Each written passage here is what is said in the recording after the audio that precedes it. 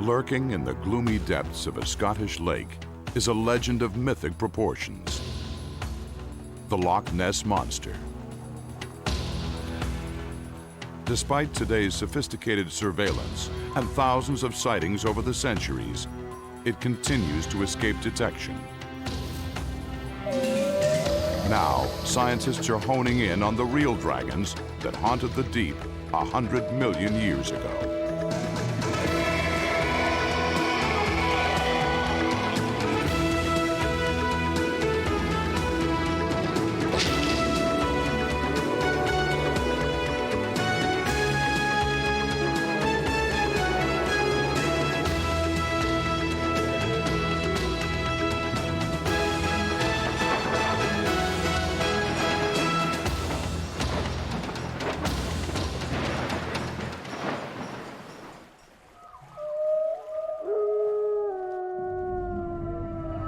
In Scottish folklore, an evil spirit dwells in Loch Ness that lures unwary travelers to their graves. Scotland's St. Columba saw it 1,500 years ago and crossed himself for protection. Since then, 10,000 sightings have been reported. Paleontologist Mike Benton of Bristol University in England has taken time out to look into the story of the mysterious beast that lurks in the lake. For centuries, mariners have reported giant creatures that would come from the depths and would seize their ships, plucking mariners from the decks and crushing the boat and pulling it under the waves. Well, last century, a giant squid was pulled from the Pacific with tentacles 70 feet long, so that at least was one sea monster that turned out to be real. It's not surprising that a lake, hemmed in by brooding hills, worn smooth by ancient glaciers, should produce such a haunting legend. Laden with peat, its murky water makes underwater sightings virtually impossible. 24 miles long, 1 mile wide, Loch Ness is one of the deepest lakes in the world, ideal for a monster in hiding. 150 million years ago, the Jurassic was a time of giants. On land, dinosaurs 60 feet tall were coming into their own. Pterosaurs ruled the air. And in the sea, colossal reptiles, among them 3 heavyweight contenders for the Loch Ness Monster. First of all, there were the ichthyosaurs. These were dolphin-like animals which could swim very fast, and they fed on a variety of fishes and squid. Secondly, there were the mosasaurs. These were overgrown lizards with strangely hinged jaws that could grapple with their prey, and some of the mosasaurs were very large, as much as 40 feet in length. There were the plesiosaurs. That's the most popular candidate for the Loch Ness Monster, with its long neck and long tail, and some of those could be truly gigantic as well.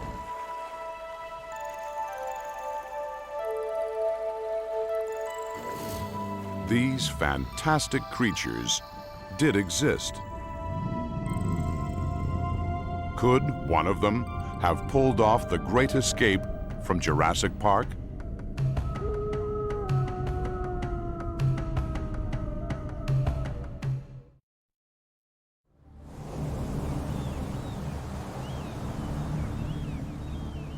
Two centuries ago, these bleak and treacherous cliffs at Lyme Regis on the southern coast of England loomed over a vast prehistoric world yet to be discovered. No one dreamed sea monsters could be real.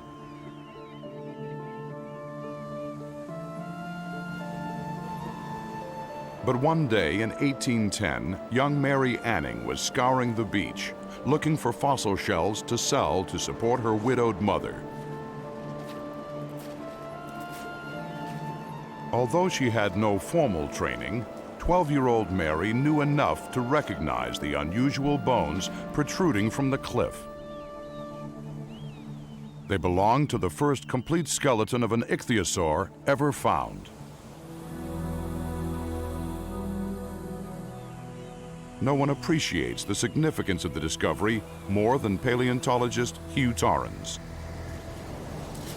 It's nice to be following in Mary Anning's footsteps. I've been coming here for 30 years, and I'm reminded on a day like this of how extraordinarily dangerous it is. You look at the cliffs, see how fragile and delicate they are, and you are, I think, struck that a young girl was doing this and developing this extraordinary reputation as one of the founding figures of the study of fossils. Her discovery made young Mary famous, and the fossils she found here were sold for large sums of money. She learned rapidly that the different limestone layers exposed by the slumping of the weak black clays contained fossils from different time periods. She found a whole series of discoveries, and I suppose the most famous is the one that she made when she was a child. This is the first ichthyosaur to come to scientific attention, which caused a storm in London because it was such an unknown and unexpected animal. The ichthyosaur, which means fish lizard, had a long pointed snout with sharp cutting teeth, unusually large eyes, and a body shape superbly equipped for rapid movement through the water, much like modern dolphins. Theirs was an award-winning design. They survived in seas around the world for over 150 million years. They were beautifully streamlined, fast-swimming animals. Like dolphins, they also had to come up to breathe from time to time.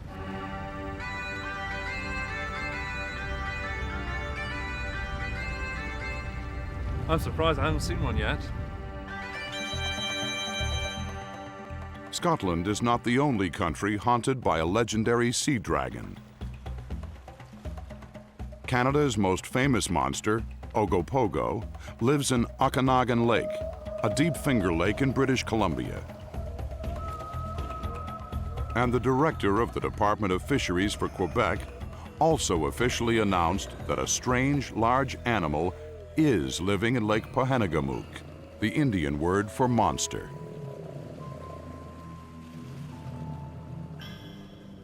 Could a few scattered ichthyosaurs be hiding out in North America? 200 million years ago, water covered much of present-day Nevada. Today, 3 hours from Reno, is Ichthyosaur State Park.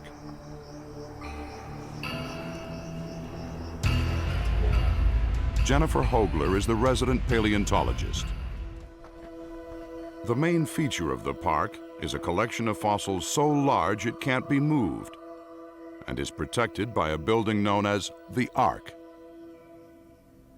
The most remarkable sight of all is right here. There are 9 or 10 animals packed very tightly together here, kind of like giant sardines in a really big can. This is a mass grave of ichthyosaurs. How these creatures died and why so many were huddled together in one place remains a mystery. One theory is they beached themselves like whales. They simply got too close to the shore, got stuck, and died. The problem with this theory is that these simply aren't beach sediments. The water here was at least 100 or more feet deep, well off the edge of the continental shelf. They could have congregated at a rich food source, but there are other possibilities. The most recent idea is that the ichthyosaurs used this area as a breeding ground. Again, just like modern animals, they would occasionally gather in large numbers to breed and to give birth.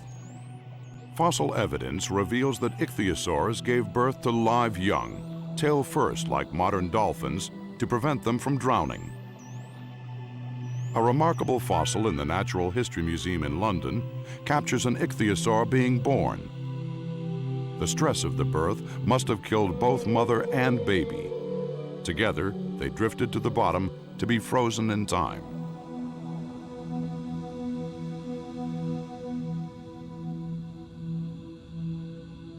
Perhaps the wildest theory of all is based on an ancient Indian legend that says there used to be really, really big fish swimming in ancient Lake Lahontan off to the west of here. And then one day there was a great cataclysm in which the mountains roared, the earth shook, and the sky turned black. and after that, the big fish were seen no more. The theory is that those big fish were actually ichthyosaurs, still alive just 4,000 years ago.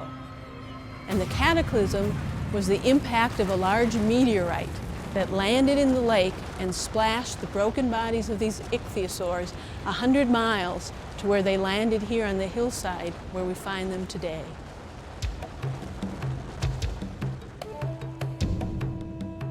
The largest ichthyosaur found in the park was 56 feet long, and this is a pretty good representation of what it looked like. 19th century artists envisioned ichthyosaurs gulping prey in a sea filled with bizarre creatures. Their huge jaws and lethal-looking teeth made ichthyosaur look like a killer dolphin from hell.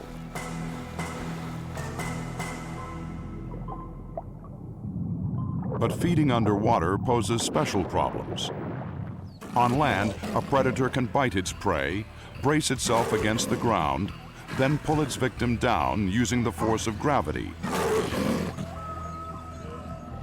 Eating flesh underwater can be a big problem because your prey simply floats away. Ichthyosaurs had one solution. They would open their mouths very rapidly, and that would create a vacuum and suck the fish in. If you're eating bigger prey, as sharks do today, you have to sink your teeth in and twist to tear chunks of flesh off, sometimes turning the body like a great corkscrew. Sometimes there would be a great tussle between the predator and the prey, and during the battle some of the sea monsters broke their collarbones and they healed up again during life. Are these Jurassic killers still prowling Loch Ness? If so, these Scottish waters may be the most dangerous place in the world to go fishing.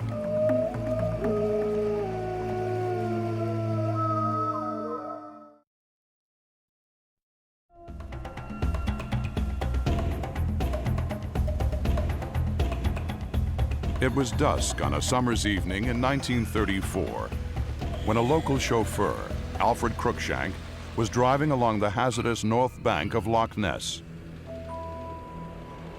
As he crested a small hill, his headlights picked out a large animal crossing the road ahead.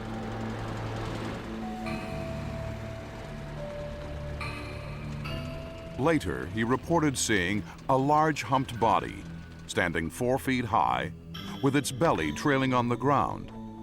He thought it was about 25 feet long. It waddled away from the road on 2 legs on each side. Its head, he said, was close to its body, with very little neck.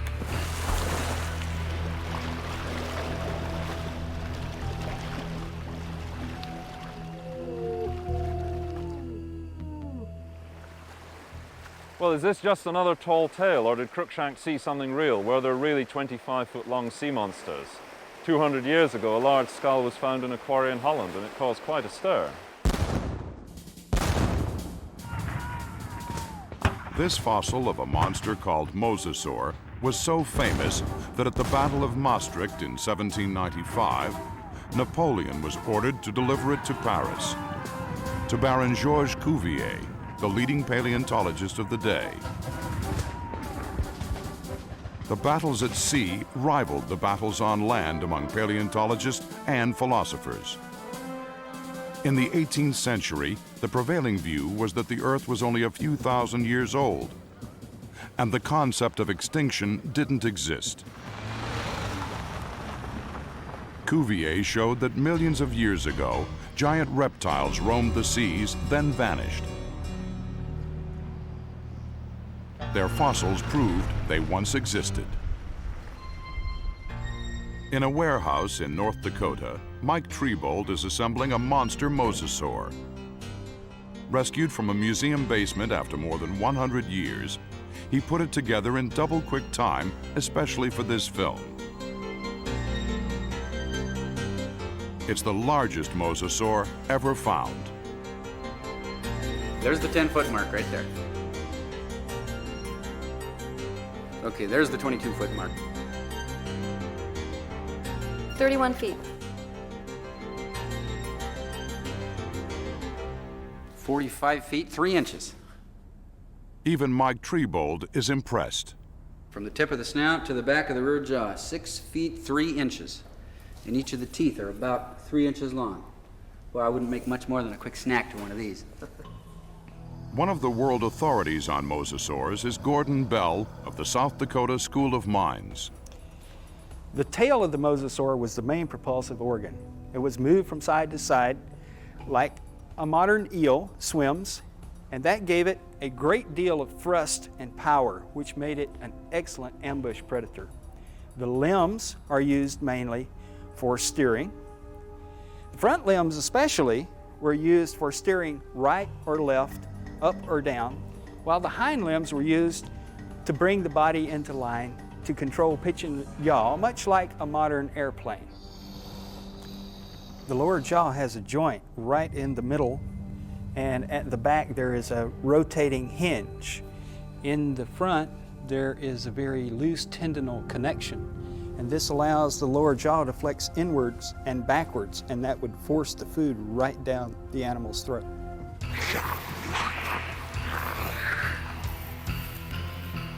The mosasaur is an ancestor of the Komodo dragon.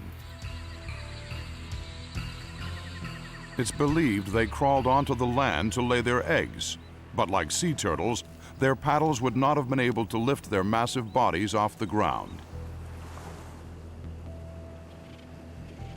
However big and fierce the adult mosasaurs were, the young would have been very small and defenseless. So perhaps the mother mosasaur would have crept into a small, secluded bay just like this to lay her eggs. If a mosasaur could waddle on land, it could have been the creature that Alfred Cruikshank thought he saw in 1934. But another contender, with a long neck, would become the most famous Loch Ness monster of them all.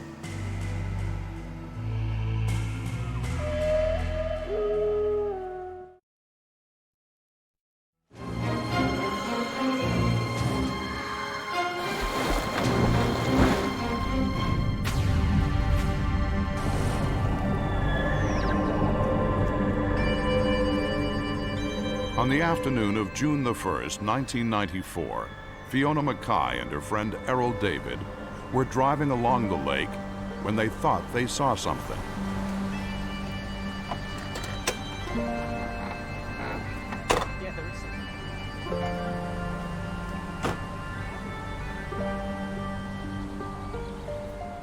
They raced off to try to get a closer look. It had a long neck and was moving swiftly in the water. They followed it for about 100 yards when suddenly it dove, they said, with such a splash and disturbance that they had to jump back to stop from being soaked. That night, others also saw it.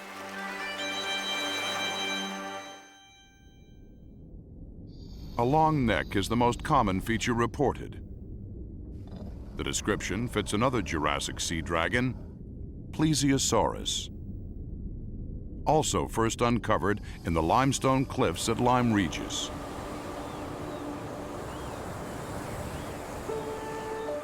Mary Anning was 25 years old when she made her second important discovery.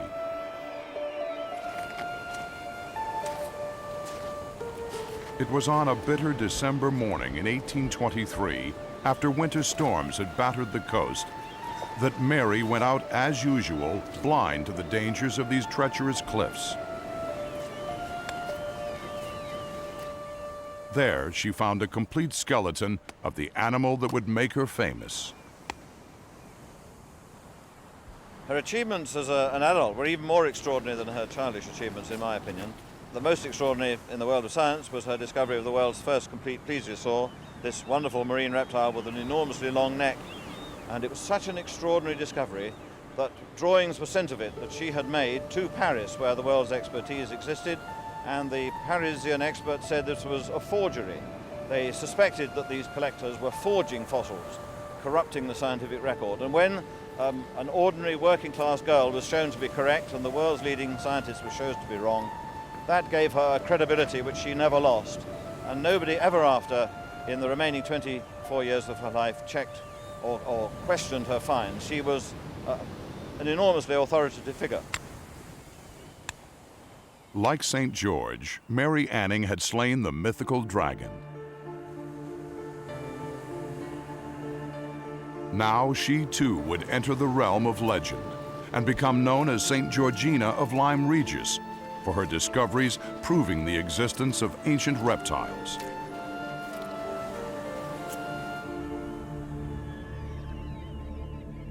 Her plesiosaur once swam the oceans, growing to a length of over 40 feet. Jim Martin, head paleontologist at South Dakota School of Mines, has studied how they move through the water. This is the front paddle of this long-necked plesiosaur. You can see that it's quite narrow, yet relatively long. This particular paddle was used to sort of fly through the water, flying in a way much that penguins do. Certainly not as fast. This animal was much slower in the water than penguins, and really was much more of an ambusher than a speed demon to go out and catch its prey.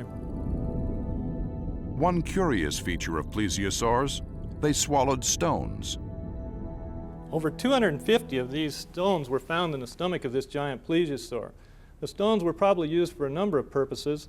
One for ballast, to keep this plesiosaur upright while it's swimming, and the other for processing food by grinding it up. Its long neck was also peculiar.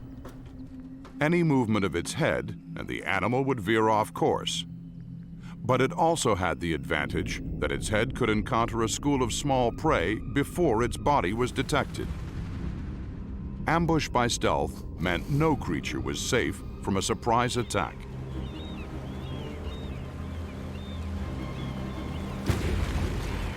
Plesiosaurs had no sense of smell, but like sharks, they could taste the slightest quantity of blood in the water. Its two nostrils acted like stereoscopic vision, giving the animal a precise readout of the location of its prey. An organ behind its nostrils then locked onto the position. It also told the animal how fast it was going while in pursuit, and two other organs in its head controlled pitch and yaw. Plesiosaurs were superbly suited for the primordial sea.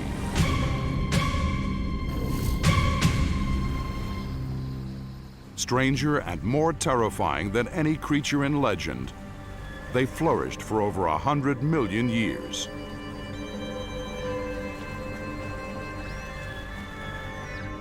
Could an ancient sea monster still be alive?